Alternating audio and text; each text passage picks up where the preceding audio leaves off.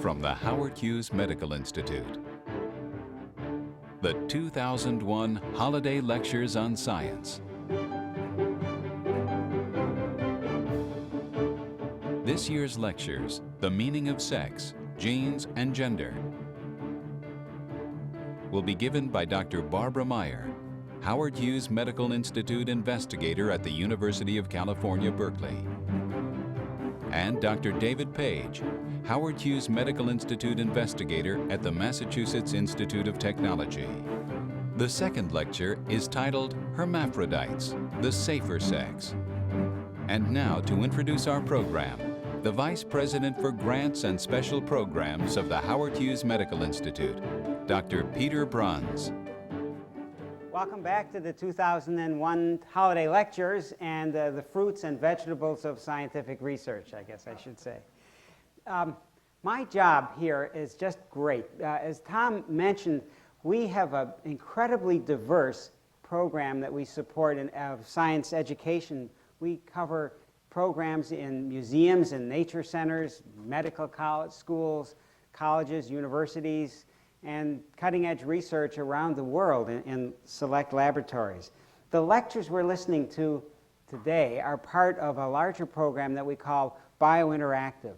And I'm going to make a little commercial plug here of our website. We have a separate website for that called Biointeractive, and there it is with the URL, and please take a note of that. I invite you all to, when you get home, go to that website. You'll find on it, in addition to videos of previous holiday lectures, and by the way, this holiday lecture will be there, but there are other things there as well. Virtual labs, mini lessons on cutting-edge things in biology. It's worth your while. Please go there. That was a commercial message. We've tried to design that website really to reveal the creative side of research and biology. Our next speaker, Barbara Meyer, really epitomizes exactly that. Her career has been clearly marked by creative energy in both the invention of experiments and even the way she designs her laboratory. Barbara will speak for about 40 minutes again, with breaks for questions, and then we will continue tomorrow with more. The title of her lecture is Hermaphrodites, the Safer Sex. And so here's another short video to introduce Barbara, and then she'll give her lecture. I always loved math. I always loved to solve problems because it was very comforting to me to be able to put my mind on solving a puzzle. I thought that, in fact, I'd become a mathematician.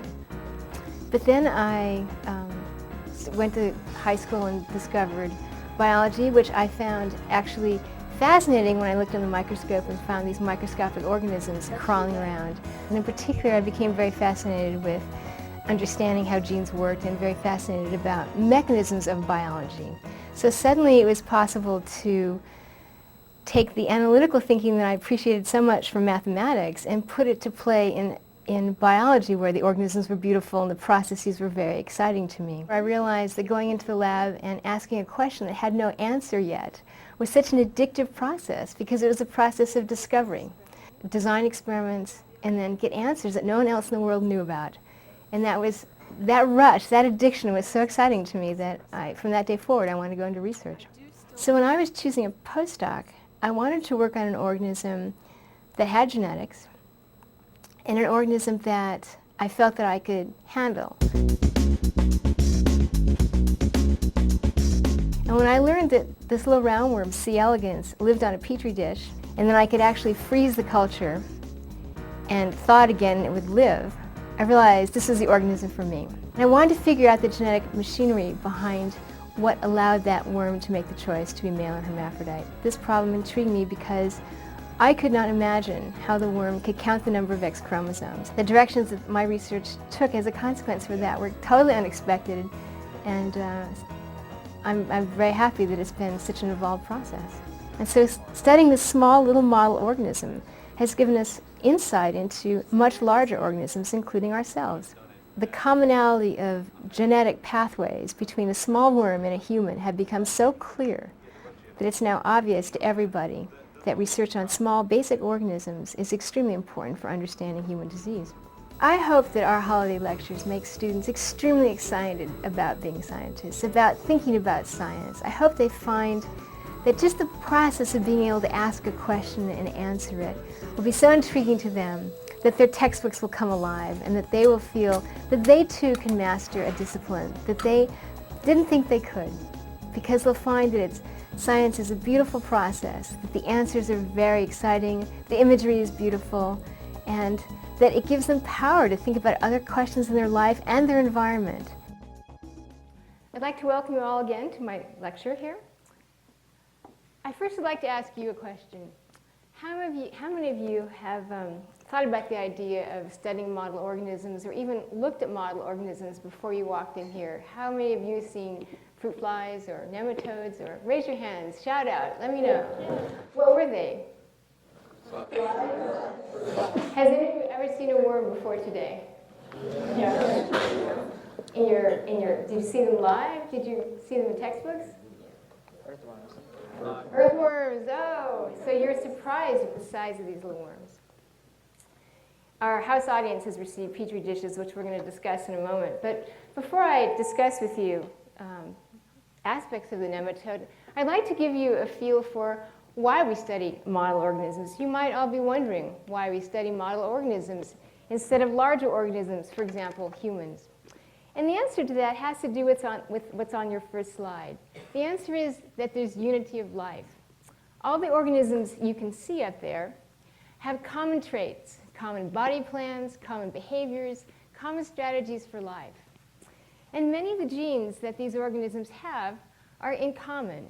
And it's much easier to study those genes in an organism that you can reproduce in the lab, that's tiny, and that you can study at your ease.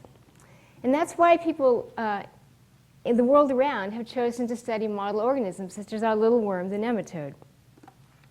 This little nematode shares features with these other organisms up there, yeast, fruit flies, mice. The important thing is that there are many, many genes in common. There's whole pathways of genes in common. And because of that, we can even take a gene from a human, introduce it back into a model organism, and have it function in that model organism. That means we can understand in detail mechanisms for organisms that will help us understand man. If we pursue that more carefully, what you can find is the proteins are very similar. And because the proteins are very similar, those proteins can be used from different organisms to understand what happens in humans. In particular, I'd like to show you some details about the worm. The worm is a very small multicellular organism. It's only 1 millimeter in size. You can tell from the slide that the lifespan is 2 to 3 weeks. But actually what that means to us in the laboratory is that every 3 days we can see a new generation. We can perform genetics, do crosses, find answers in only 3 days. Because this organism has been so popular to study, this organism was one of the first higher organisms to have its entire genome sequenced. And when its genome was sequenced, the New York Times was especially proud to take our tiny little worm and display it all over the front section of the Science Times. And it touted the fact that the dainty little worm tells the secret of the human genetic code. I must say that this dainty little worm had its history in one man, Sidney Brenner, who decided to study this worm. And he was such a charismatic person that we've all followed in his footsteps to try and understand that. Now I'd like to go to the little plates you're all holding.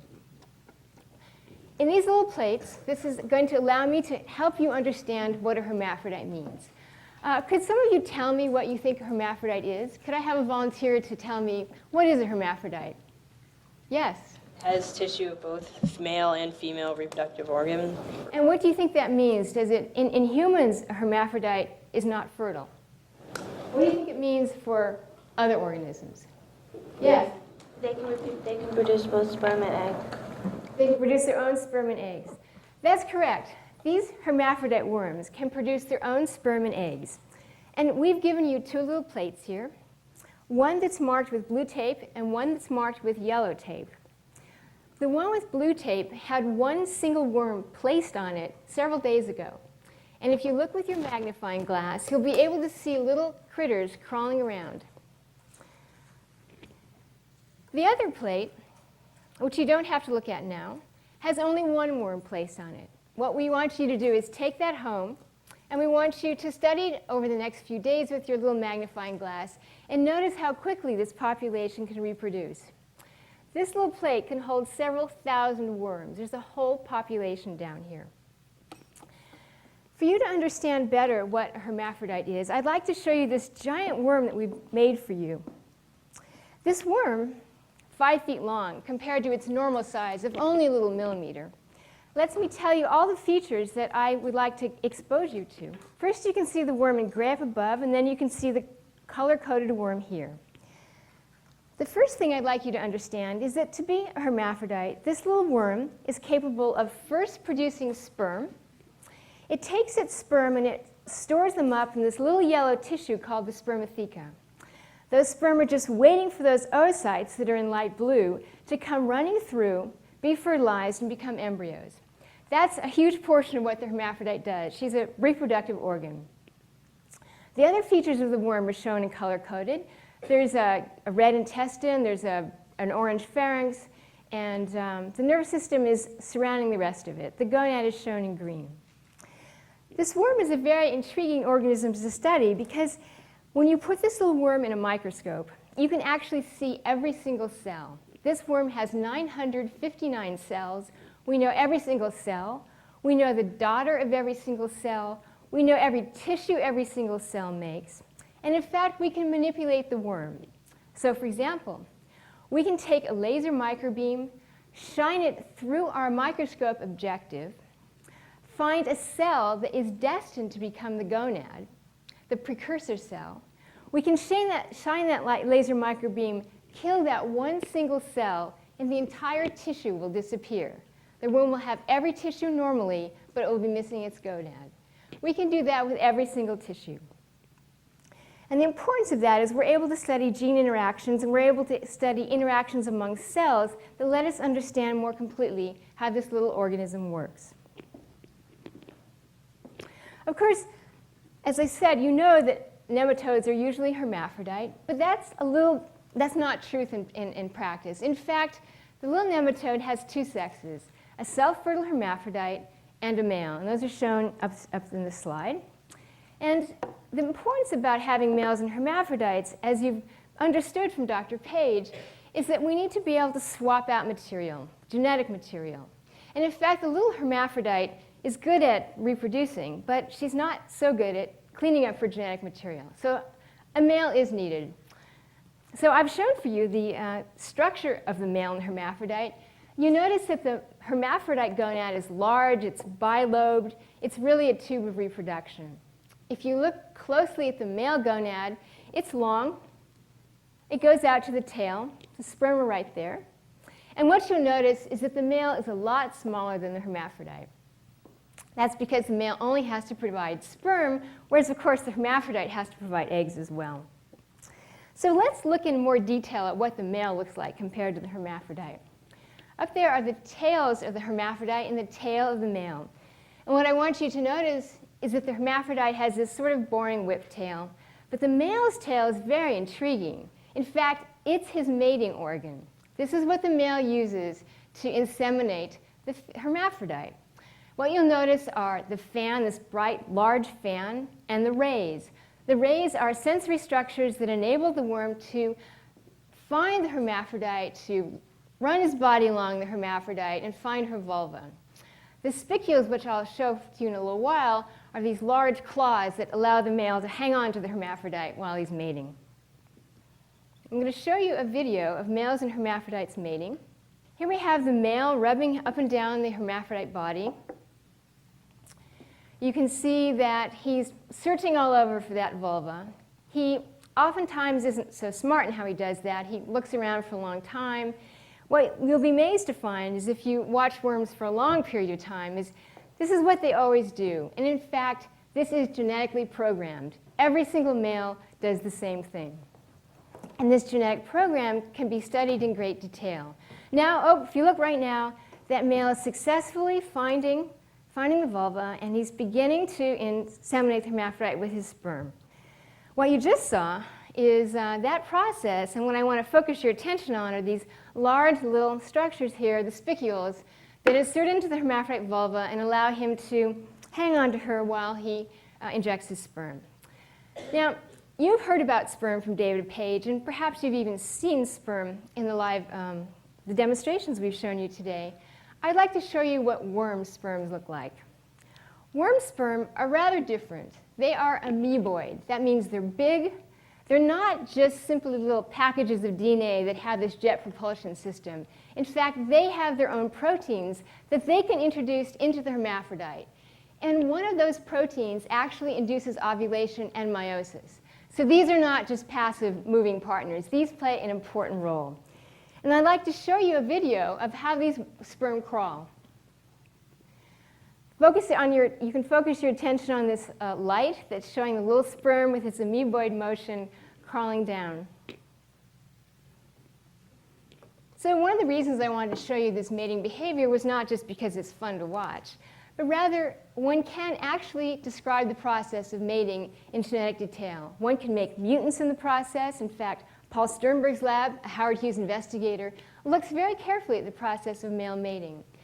And what he was able to do was find mutations that caused the male not to be able to find the vulva at the same rate as other males might.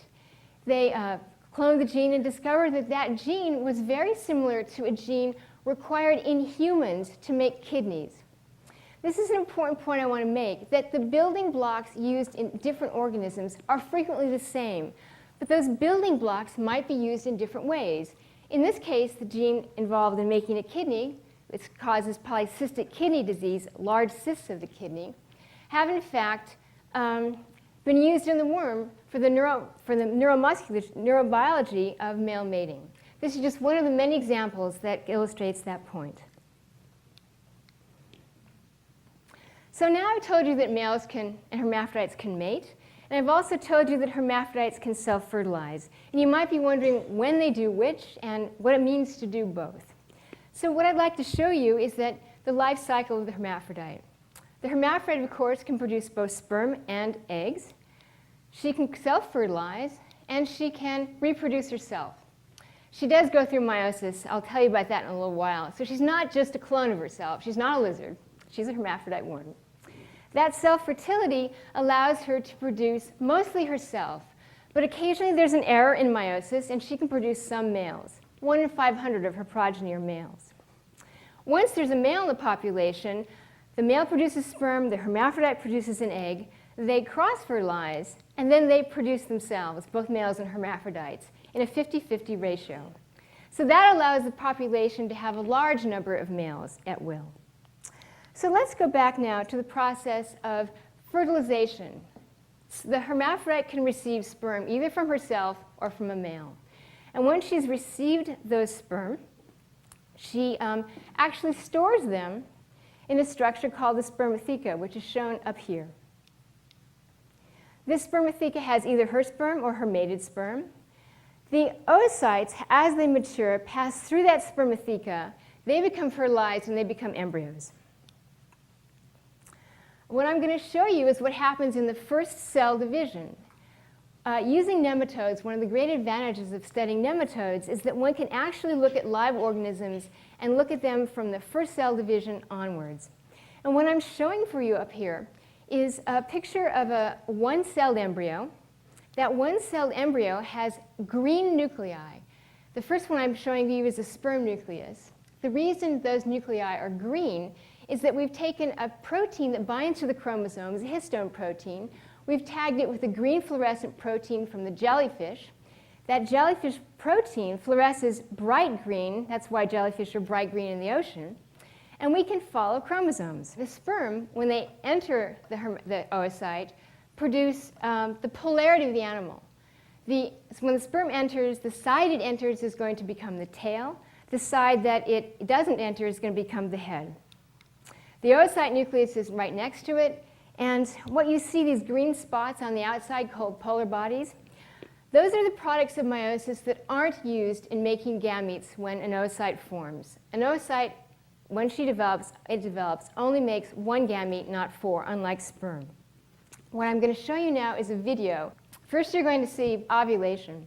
You're going to see the oocyte here passing through the spermatheca, becoming fertilized to become the embryo.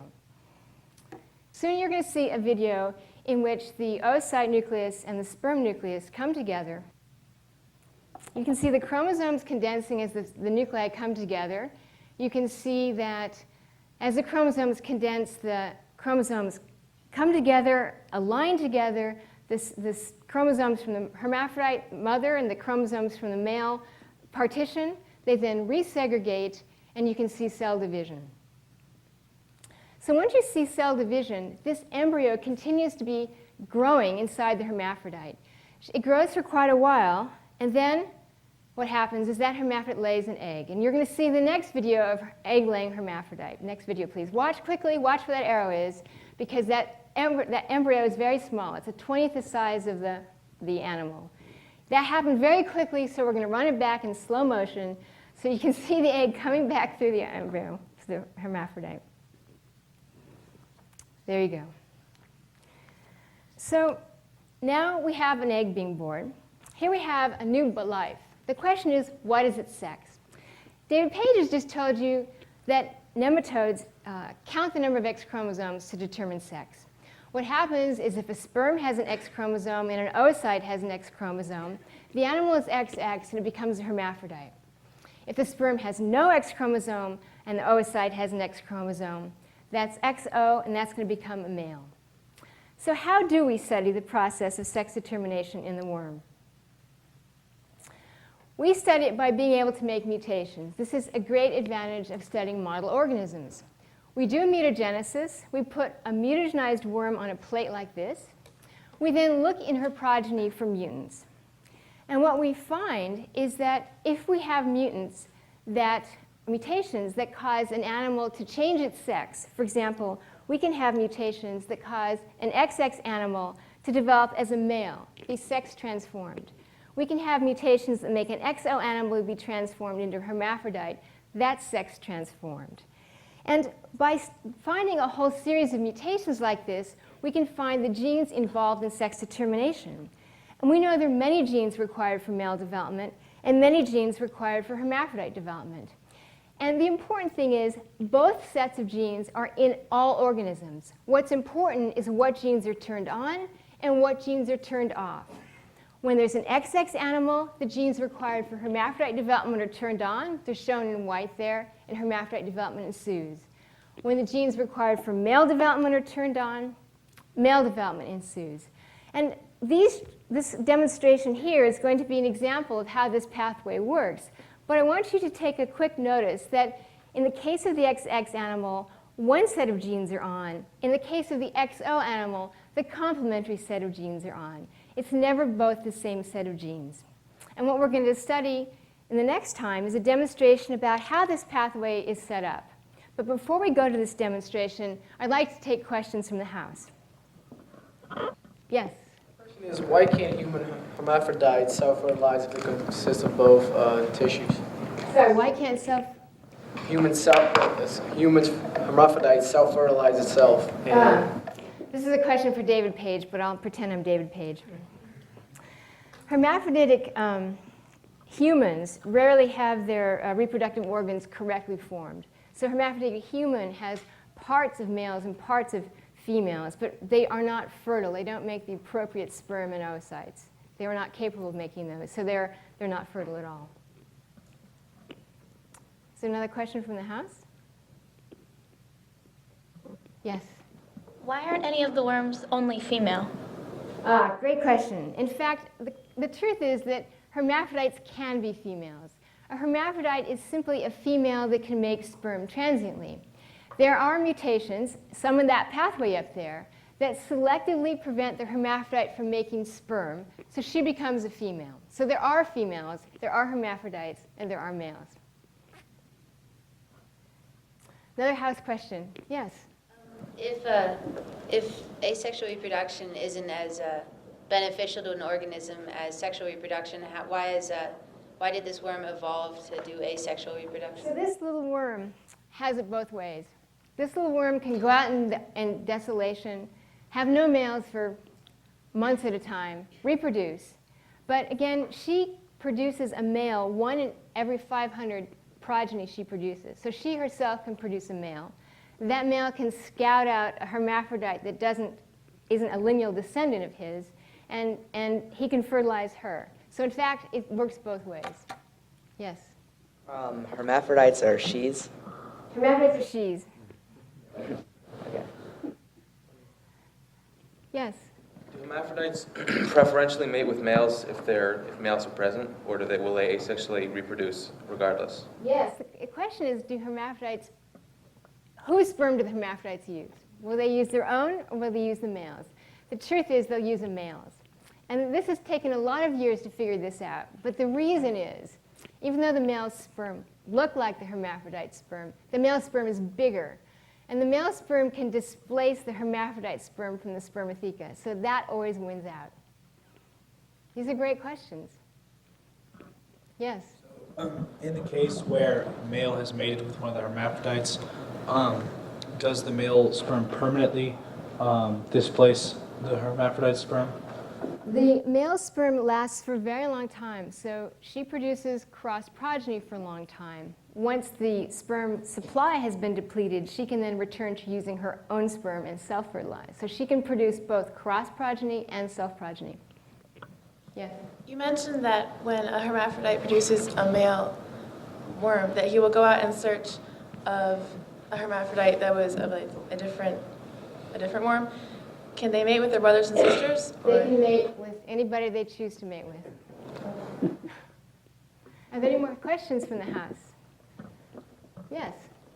How often do they mate? How often do they mate? Continuously.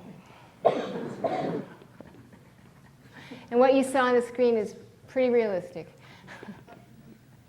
Yes? Did the worms evolve into hermaphrodites? Like, was there at first just females and males, and they developed hermaphroditic traits? Yes, that's a great question. We believe that the species were first male and female, and that the hermaphrodite condition is a more recent adaptation.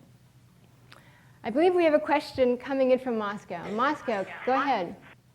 Could you tell us, can we cast cross between hermaphrodite and hermaphrodite? So if we cross and mate one hermaphrodite with another hermaphrodite, what will happen?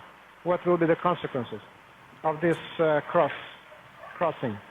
Our worm hermaphrodites can only fertilize themselves. They don't have the genitalia and reproductive structures that are external. They're only internal. So they can only reproduce with themselves and not with a neighboring hermaphrodite. So it's really much more a self-oriented process. I'd like to take another question from the house. Yes? Offspring, can you tell right then what they are? Can you tell whether it's a boy or a girl immediately? Yeah. Sex is determined 6 hours after fertilization. And 6 hours after fertilization, you can look with a microscope at certain cell types, and you can sex the animal. So it takes only 6 hours to get sex determination going. Okay, I'd like to continue on with my lecture. And this time, I'd like to discuss with you the basis for sex determination and how worms count chromosomes. I have to remind you that worms have no Y chromosomes. So any of the deleterious effects you're going to hear from David Page about will not apply to the worm. Okay, how do the worms count chromosomes? I have to remind you that the worms, hermaphrodites have 2 X chromosomes, a male has 1. But hermaphrodites and males share in common all non-X chromosomes. Those are called the autosomes. One set comes from the sperm, and one set comes from the oocyte. The animal is diploid. And on your slides and all succeeding slides, there's going to be a light purple copy and a dark purple copy of those autosomes. This organism has 2 copies. It's diploid. How sex is determined is by the ratio of the number of X chromosomes to the number of sets of autosomes, the ploidy. And in particular, what happens is when one X chromosome is present in a diploid organism, so that it's 1/2, a ratio of 0.5, that allows a male to develop. When instead there's 2 X chromosomes and 2 sets of autosomes, that's a ratio of 2 to 2, or 1.0, and hermaphrodite development ensues. It's not just the absolute number of X chromosomes, however, it really is the ratio. And the evidence on the screen right now gives you that, lets me tell you why. It's possible to make worms that are tetraploid, 4 sets of autosomes. In that case, an animal with 2 X chromosomes is a male, whereas a tetraploid animal with 4 X chromosomes is a hermaphrodite. It's always the ratio that's important. Now you might wonder, how is that ratio assessed? How are those chromosomes counted? And the answer is the gene called Za1. Za1 is the first gene in the pathway. When the ratio is half, Za1 is turned on, and that allows male development to ensue. When the ratio is 1, Za1 is turned off, and hermaphrodite development ensues. Remember, both males and hermaphrodites have Za1. It's only a question of whether it's on or it's off. Now you might wonder how the signal actually works. How does counting work? And we've drawn for you a little cartoon that lets me illustrate this idea for you. What you can see is that the X chromosomes produce proteins. They're these little muscle men right here. These proteins are called the X signal elements. These proteins turn Za1 off. Opposing those proteins are the autosomal proteins. Those proteins turn Za1 on. There's a competition. Which proteins win, the WIMPs or the muscle men? When there's 1 X chromosome, what do you think? When there's 1 X chromosome, who wins, the WIMPs or the muscle men? The WIMPs win, that's right. Now, when there's 2 X chromosomes and 10 muscle men and 10 WIMPs, who wins? The muscle men. The WIMPs. Yes, Za1 is turned off, and you get a hermaphrodite. We're going to show you now a demonstration. I need 3 volunteers. They've been actually selected. Come on up. This is a very sophisticated demonstration that requires some work. In this demonstration, the scale represents Za1. One pan is going to have the X signal elements, and one pan is going to have the autosomal elements. These lines here represent the genes that I described before, here and here. And what we're going to show you is what happens when we load the chromosomal content first of a sperm that has no X chromosomes. So the sperm with no X chromosomes is going to be loaded, and we're going to load it into the autosomal holder. Would you place those in the holder, please?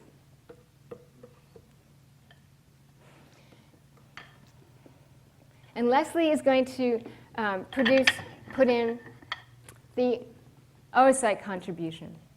And the oocyte contribution, which you can load in later while I'm describing these things, is going to have 2 parts to it. The autosomal part. Now, what you're going to see is that we're going to have autosomal components and X components. And we're going to demonstrate for you whether the muscle men win or the WIMPs win. So not only do we have the autosomal components, could you just place that on there for me, please? And could you place the oocyte contribution? Whoops. I want to place the oocyte contribution here. So what do you think will happen? Let me just help this balance a little bit. What do you think will happen? This is the scale. This is Za1. Now I'm going to release the scale. This is the active fertilization. What happens?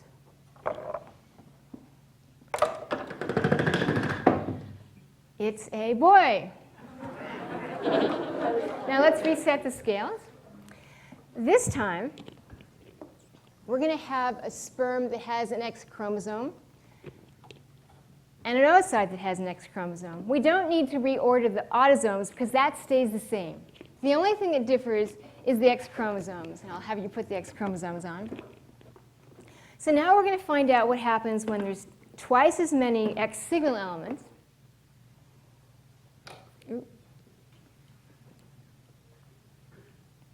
Our scale is set. What do you think is going to happen? Here we go.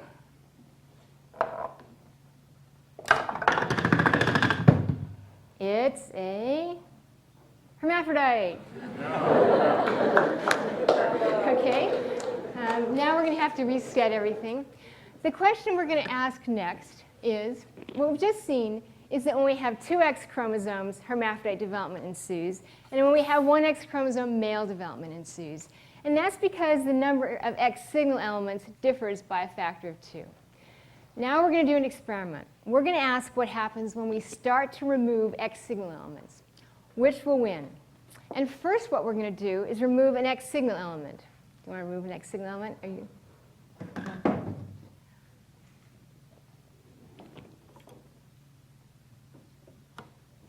To set our scale. So what do you think is going to happen? If we get rid of one X signal element out of 10, do you think the WIMPs will win, or do you think the autosomes will win?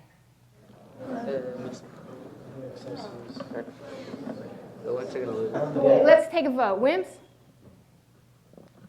Musclemen. Musclemen. Okay.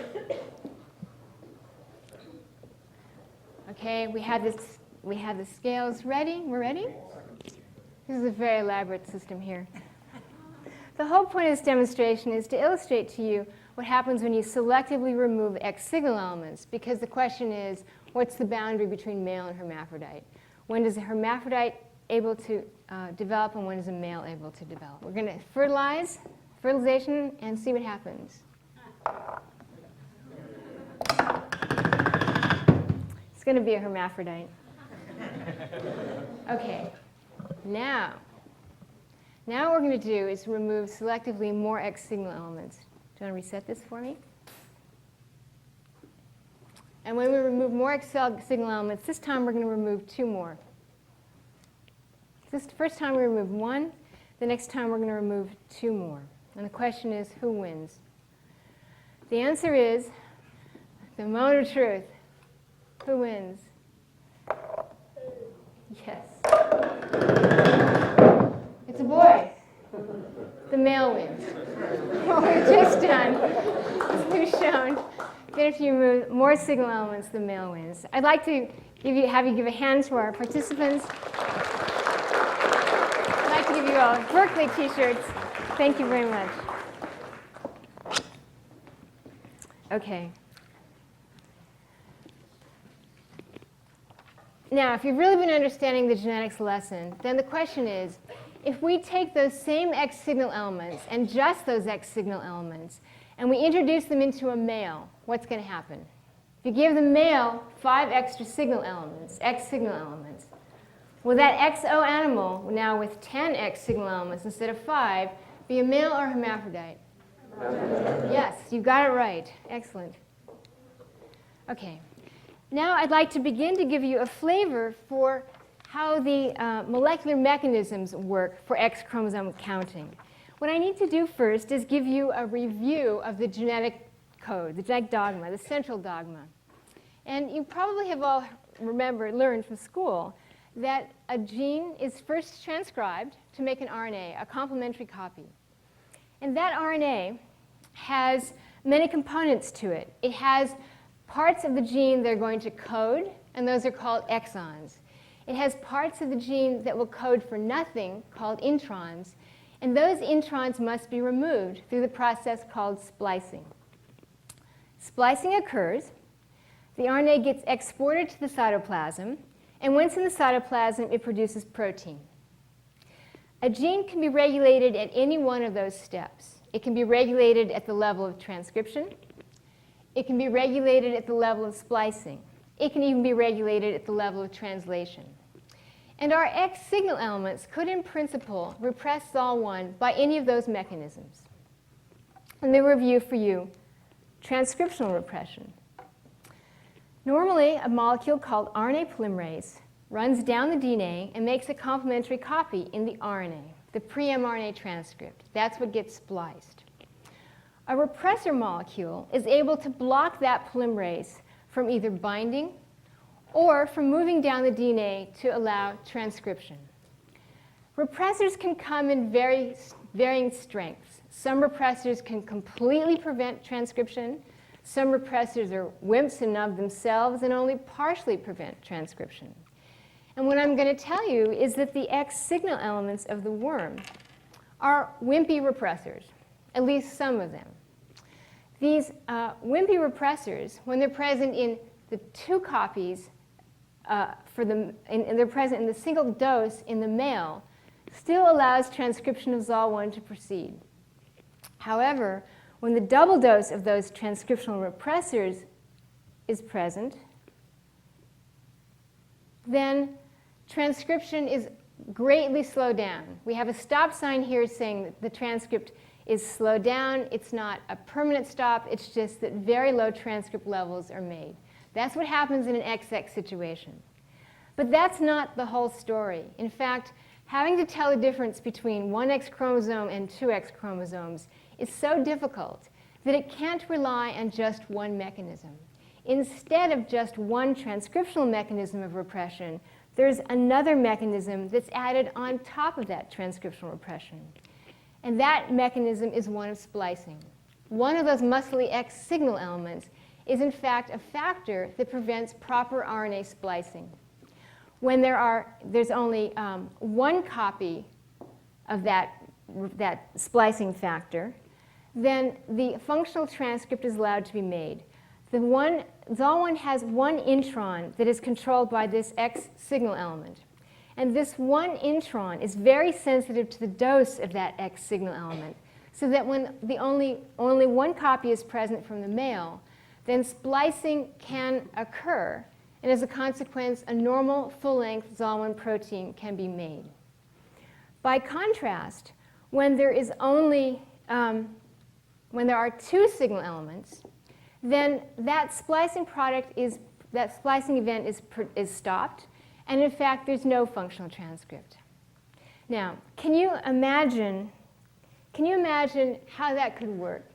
It's a real challenge to try and understand how just a 2-fold difference in concentration of molecules can either repress or repress poorly, splice or not splice. And that's the important trick here.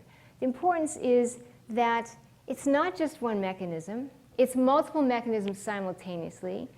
It's an extremely important decision to determine sex. If sex is not determined properly, then reproduction doesn't occur properly. And so 2 mechanisms have been used. And I want to then put this together for you. So normally, the Za1 gene is present in both XO and XX animals. In XX animals, there's twice the dose of X signal element repressors as there is in XX animals have twice the dose as XO animals.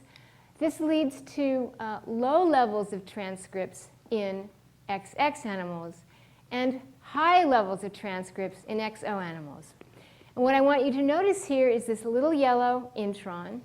This little yellow intron is different from the other introns. These little purple introns are spliced out by the normal splicing machinery of the cell. What's different about that yellow intron is that it and only it is subjected to splicing control by an X signal element. When that X signal element is present in only one copy, as in a male, that X signal element is not sufficient to be able to block splicing. The result is normal transcripts in the male. In the hermaphrodite, when there are 2 copies of the X signal element that block splicing, what happens is that intron is not removed. This binding protein is actually an RNA binding protein. It binds to that 6th intron, and it prevents the normal cellular machinery from being able to splice out that intron. The consequence is that in the male, there's high levels of Za1, and in the hermaphrodite, there's low levels of Za1, and that leads to the high levels of Za1 lead to male development, and the low levels of Za1 lead to hermaphrodite development. So now I have a question for you. Given that it's a differential dose of Za1, I want you to think about the fact that if hermaphrodites have a little bit of Za1, is that a bad thing? Do you think that's a bad thing, a good thing? Do you think it matters? How sloppy is nature? It's a good thing because. Why? You know why it's a good thing? It is a good thing. It turns out that Za1, although it's required for a male, does have other roles in development. And this tiny level of Za1 in a hermaphrodite is important for other things.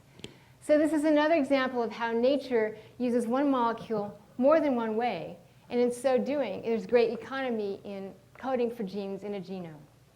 At this point, I would like to ask for questions to go over this material. First from the house. Yes? What do hermaphrodites use Za1 for? They have it in small amounts. The actual state of being a hermaphrodite requires low levels of Za1 much later in development, way after the time when Za1 is used as a switch. So Za1 is an on-off switch. It's thrown. And actually 2 days later, after sex is already determined, and these genes in the pathway are being used, Za1 comes in and helps promote the female fate at that point. It's used again for reasons we don't fully understand, but it has two roles.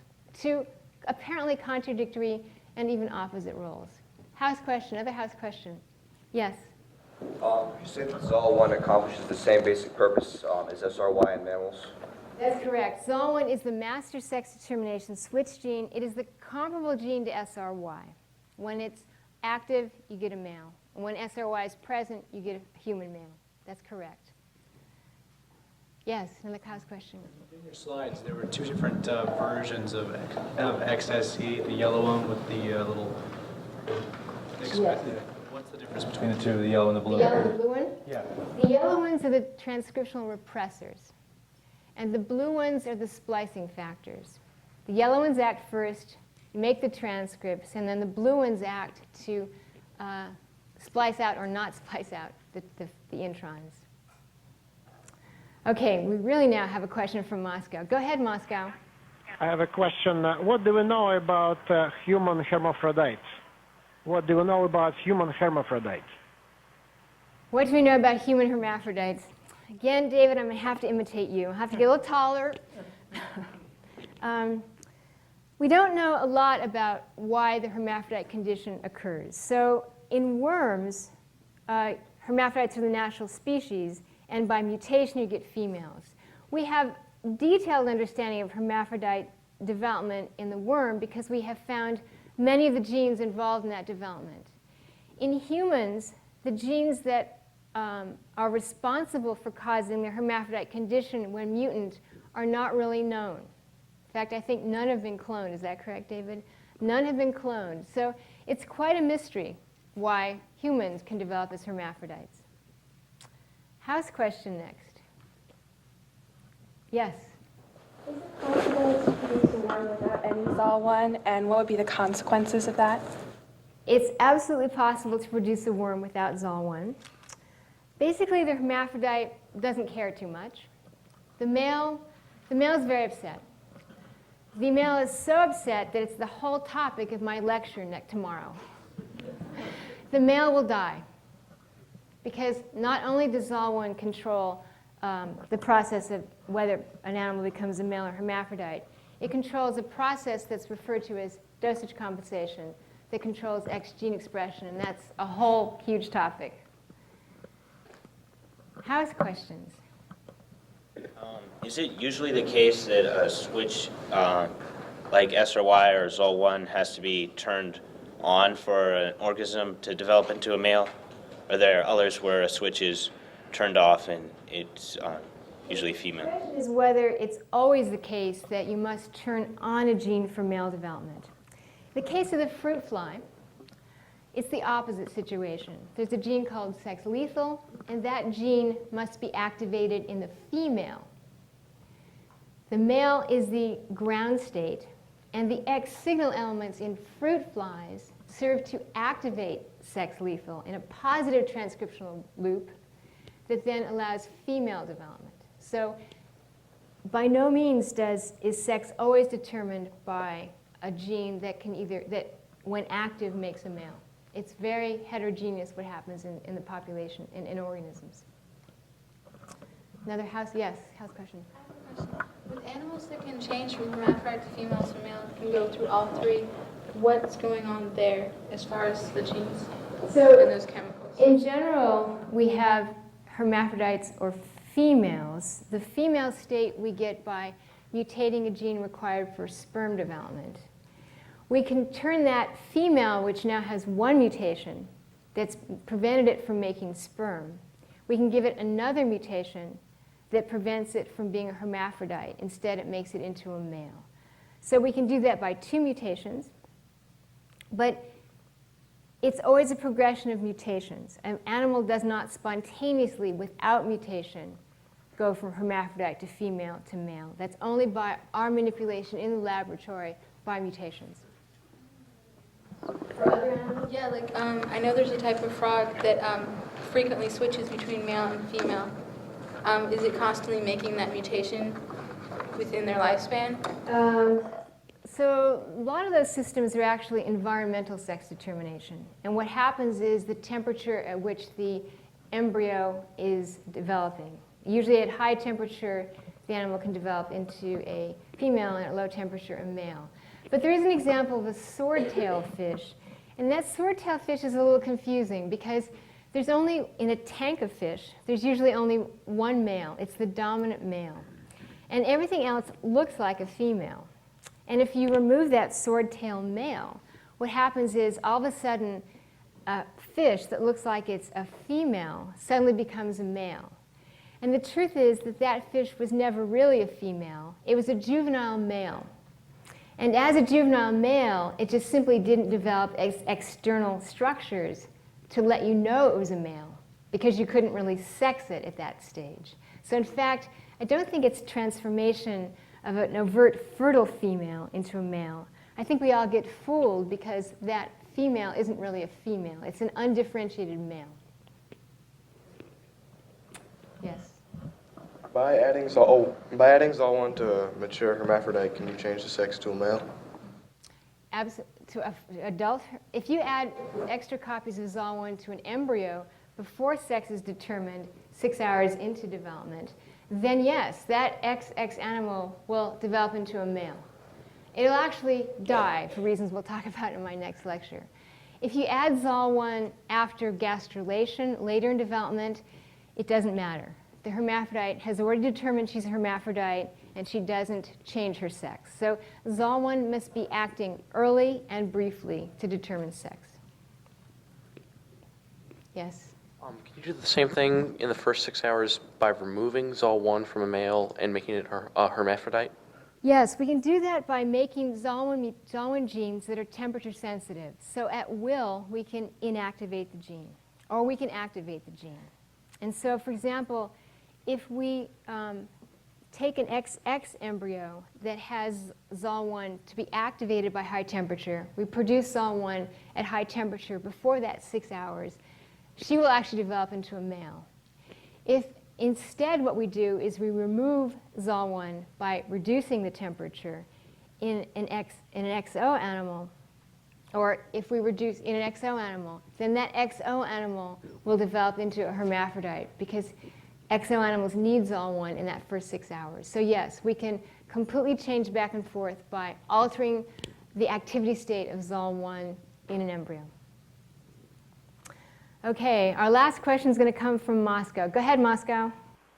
So when hermaphrodites mate, who gets born? When hermaphrodites mate, who gets born? So when a hermaphrodite mates with a male, what you get out is a 50-50 sex ratio. 50% of the progeny will be male, and 50% of the progeny will be hermaphrodite. These have all been great questions. I'd like to thank you very much. You've been a wonderful audience.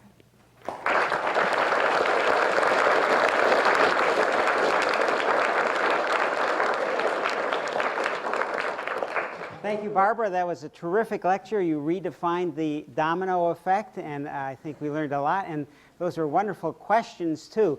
Now, it turns out the thing about science, of course, is that usually one question leads to another. And so some of you, I'm sure, have some unanswered questions here in the audience, and a lot of you will be watching this in a different time and a different place on the web.